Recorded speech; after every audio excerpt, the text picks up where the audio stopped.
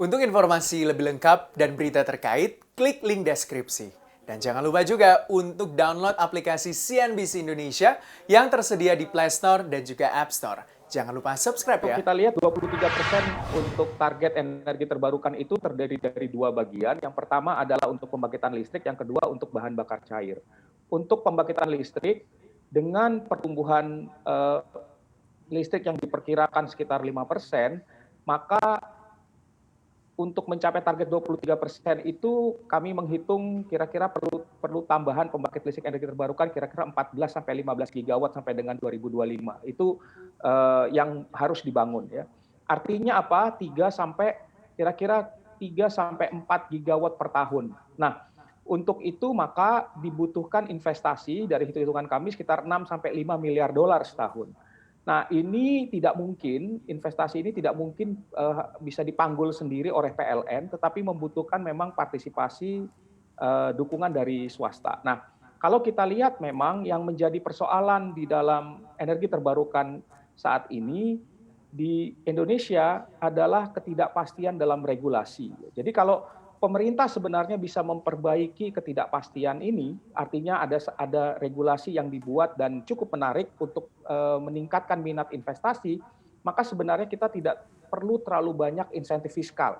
Tentunya insentif fiskal tetap diperlukan, khususnya untuk pembangkit-pembangkit listrik skala kecil, ya, yang dipasang di daerah-daerah tertinggal, karena Indonesia ini cukup luas ya, dari Sabang sampai Merauke, ya, ada kepulauan-kepulauan kecil gitu ya.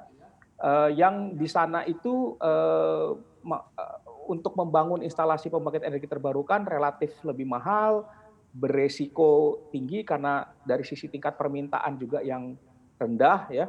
Sehingga memang untuk pembangkit-pembangkit seperti ini untuk membuat dia menjadi bankable diperlukan insentif fiskal dan insentif finansial gitu. Jadi ini size yang kita butuhkan. Jadi kalau kita lihat sampai 2025 hitungan kami paling nggak diperlukan investasi untuk energi terbarukan saja 30 miliar dolar gitu. Dan ini yang harus didukung dengan perbaikan dari sisi regulasi, kepastian regulasi, kemudian juga menarik untuk investasi ya, artinya kita harus bisa membawa investasi swasta dan juga ada kepastian di dalam pengembangan infrastruktur pendukung yang lain ya. Jadi hal-hal seperti ini mungkin yang perlu untuk menjadi pertimbangan pemerintah.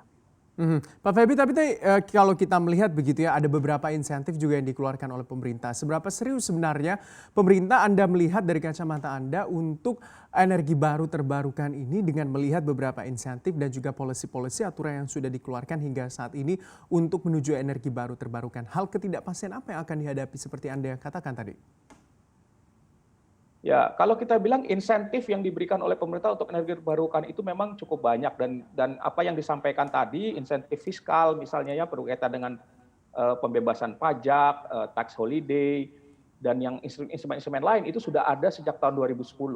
Nah, tetapi yang perlu dilihat adalah tentunya kalau kita telah mengeluarkan insentif sejak lama lalu kemudian insentif tersebut tidak mampu untuk mendongkrak investasi sebagaimana yang kita harapkan, karena kalau kita lihat dari data-data yang ada juga investasi tahunan untuk energi terbarukan itu kira-kira hanya 1 miliar dolar ya, padahal kebutuhan investasinya tadi saya katakan 5-6 miliar dolar setahun. Dan ini artinya apa? Artinya memang perlu ada evaluasi terhadap efektivitas dari insentif fiskal yang sudah diberikan.